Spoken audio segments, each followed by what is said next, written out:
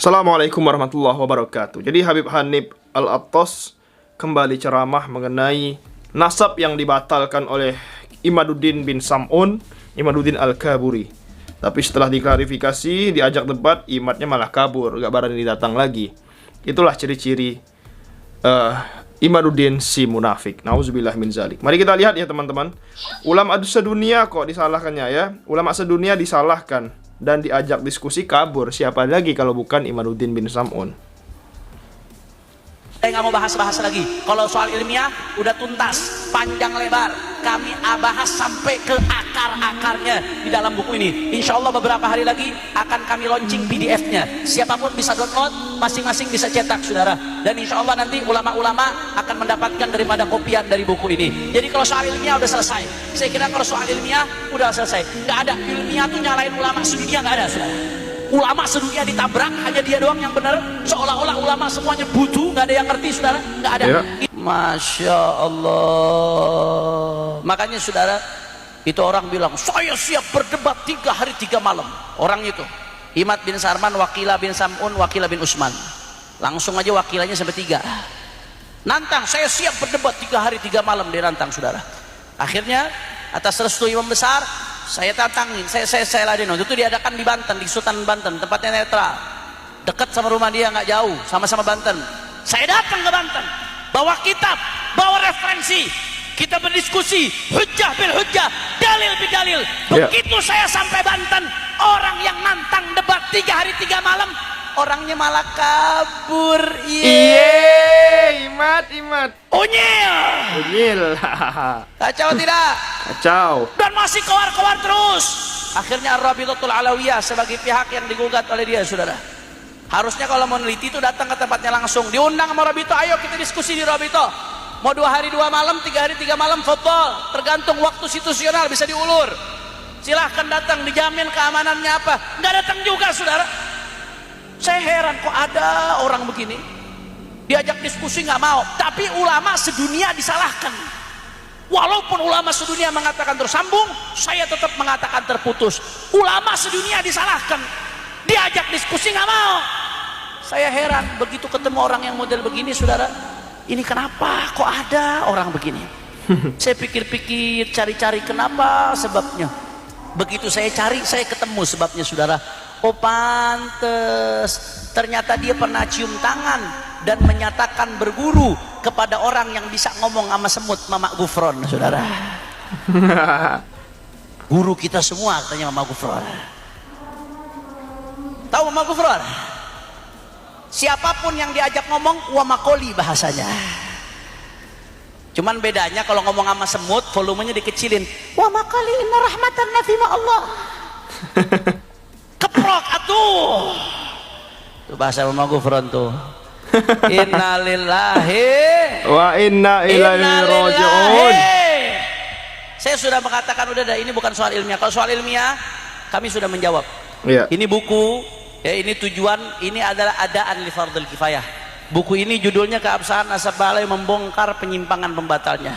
Ini tebalnya buku 500 halaman lebih. Ini yang nyusun tim, saya koordinator tim tersebut. Yang nyusun tim pengawal Persatuan Umat, yang nyusun buku ini Al-Faqir Muhammad Hanif Al-Attas bersama Gus Rumel Abbas, bersama santri-santri Mbah Najih Maimun Zubair, santri Sarang. Ada Gus Nafis, ada Ustadz Muhammad Bahiruddin, ada Gus Wafi, ada Ustadz Habib Muhammad As-Segaf, dan beberapa lainnya, saudara. Ada Sayyid Dr. Idrus Al-Masyhur. Kami sama-sama nyusun. Saya udah nggak mau bahas panjang lebar lagi, nanti silahkan, sebentar lagi akan diterbitkan. Dan buku ini dapat kata pengantar dari ulama berbagai wilayah. Dari ulama Madura yang memberikan kata pengantar di buku ini, Al-Muhtaram Al-Mukarram Kiai Haji Muhammad Rafi'i Baydawi memberikan kata pengantar untuk buku ini. Dari ulama Jawa Timur, Sidogiri yang ngasih pengantar untuk buku ini, saudara. Dari Jawa Tengah, Gus Najih bin Maimun Zubair yang ngasih pengantar untuk buku ini. Dari Jawa Barat, Abuya Kiai Haji Abdullah Mukhtar yang ngasih pengantar untuk buku ini. Dari Jakarta ada Profesor Dr. Syukron Makmun asli Madura yang sudah tinggal di Jakarta yang ngasih pengantar buku ini. Dari Banten ada Buya Kiai Haji Ahmad Qurtubi. Dari ulama Kalimantan ada Guru Bakhit ya, dan Guru Hasanuddin Badruddin. Dari ulama Sumatera perwakilannya ada Ustadz Abdus Somad yang ngasih pengantar untuk buku ini. Saya nggak mau bahas-bahas lagi. Kalau soal ilmiah udah tuntas, panjang lebar, kami bahas sampai ke akar-akarnya di dalam buku ini. Insya Allah beberapa hari lagi akan kami launching PDF-nya. Siapapun bisa download, masing-masing bisa cetak, saudara. Dan insya Allah nanti ulama-ulama akan mendapatkan daripada kopian dari buku ini. Jadi kalau soal ilmiah udah selesai. Saya kira kalau soal ilmiah udah selesai. Nggak ada ilmiah tuh nyalain ulama sedunia, nggak ada, saudara. Ulama sedunia ditabrak, hanya dia doang yang benar, seolah-olah ulama semuanya butuh, nggak ada yang ngerti, saudara. Nggak ada. Ini bukan soal ilmiah. Kalau ilmiah tuh kayak Imam Syafi'i. Imam Syafi'i itu mengatakan ra'yi shawab yahtamilul khata', ra'yu ghairi khata' yahtamilul shawab. Kata Imam Syafi'i ini orang alim, pendapatku ini benar tapi bisa saja salah, kata Imam Syafi'i. Pendapat orang yang berbeda denganku salah tapi bisa saja benar, kata Imam Syafi'i. Alhamdulillah, itu baru ilmiah, saudara. Nggak ada ilmiah nyalahkan semua ulama, nabrak semua ulama, bangga lagi, saudara. Kalau kata Az-Zufar, ini saya dapat dari Guzaini nih, dari kitabnya Akhbar Abu Hanifah. Guzaini orang Madura itu, katanya datang hari ini, nggak kelihatan. Kalau kata Az-Zufar, ma nadhartu ahadan hatta yaqula akhta'tu walakin nadhartuhu hatta yujan, fa kaifa yujan agala bi an yaqul ma la yaquluhu ahad. Kata Az-Zufar, aku ini kalau berdebat sama orang, aku nggak akan berdebat sama dia sampai dia mengatakan aku salah, enggak. Tapi aku kalau berdebat sama orang, aku akan berdebat sampai dia gila. Fa kaifa yujan, bagaimana bisa gila? Bi an yaqul ma la yaquluhu ahad. Orang gila itu akan mengatakan apa yang tidak dikatakan oleh ulama manapun, saudara. Kalau punya pendapat yang nabrak pendapat semua ulama, yang menyelisihi pendapat semua ulama, itu bukan keren, itu namanya betul atau tidak? Betul atau tidak? Bukan saya yang ngomong, Az-Zufar, dan dari Guzaini. Salahkan Guzaini, bukan saya, saudara. Masya Allah, tabarakallah. Nggak. Sekali lagi saya katakan, ini bukan soal ilmiah. Kalau ilmiah udah selesai. Ini bukan soal pembahasan penelitian. Nggak, kalau penelitian udah dibantah, semuanya udah rapi. Ini soal kebencian. Betul? Betul. Ini soal hasad dengki. Betul? Betul. Dan sadar atau tidak sadar, ini ada upaya agenda adu domba antar kiai dengan habaib, saudara. Saya yakin ada dalang di balik ini, saudara. Ada yang menunggangi di balik ini. Kalau lihat bagaimana buzzer begitu masif, saudara. Ini saya yakin ada yang menggerakkan, ada yang memainkan, ada yang mengkondisikan. Anda tahu, saudara, ada satu di antara mereka mengeluarkan ujaran kebencian rasial, ingin melakukan sweeping suku, saudara. Kebencian rasial ini diancam pidana dalam undang-undang anti diskriminasi, saudara, terhadap ras. Diancam pidana juga dalam ITE. Begitu kami laporkan, jangankan ditangkap, diproses saja sulit. Saya yakin ada yang bermain di balik ini, saudara. Ada yang mainkan agenda di balik ini. Habaib sama kiai sengaja mau dibenturkan, padahal habaib sama kiai hubungannya dari dulu indah. Kita lihat bagaimana orang-orang tua kita dulu, kiai sepuh dulu, kiai Khalil Bangkalan, kiai Hasan Genggong, kiai Abdul Hamid Pasuruan, saudara. Bagaimana hubungan mereka begitu indah antara para kiai dengan habaib, antara zuriat Nabi dengan pewarisnya Rasulullah sallallahu alaihi wasallam. Hubungan yang begitu indah sekarang mau dibenturkan dengan isu-isu rasial, dengan isu-isu suku. Saya yakin ada yang memainkan di balik ini. Supaya apa? Kalau habaib sama kiai sudah ribut, umatnya juga ribut. Kalau umat sudah ribut, saudara, maka apa yang terjadi? Kiai dan habaib umat dibikin ribut, lupa dengan kemunkaran.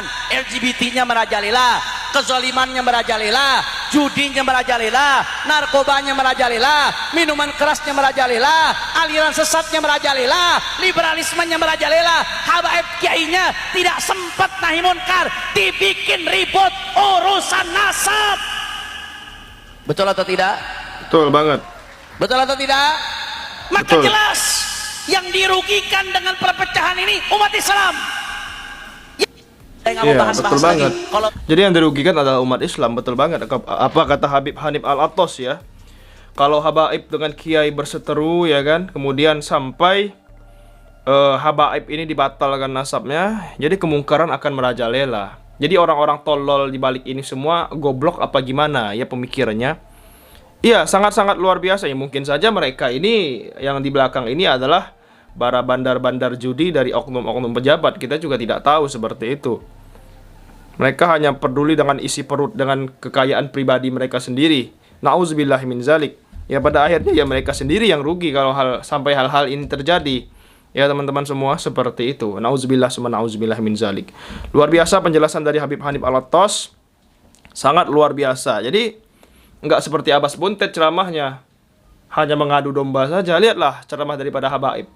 Adakah mengadu domba? Tidak ada, wahai Abbas Buntet, wahai Imaduddin bin Sam'un. Jadi gua heran kelompok-kelompok daripada begal nasab ini, baik Imaduddin, Abbas Buntet, Gus Puat Pleret, ya, Roma Irama. Jadi mereka-mereka ini hanya ngomongnya adu domba terus, membatalkan nasab orang terus. Sesat dan menyesatkan terus ya. Mengajak umat untuk mengadu domba gitu loh. Kan sesat dan menyesatkan.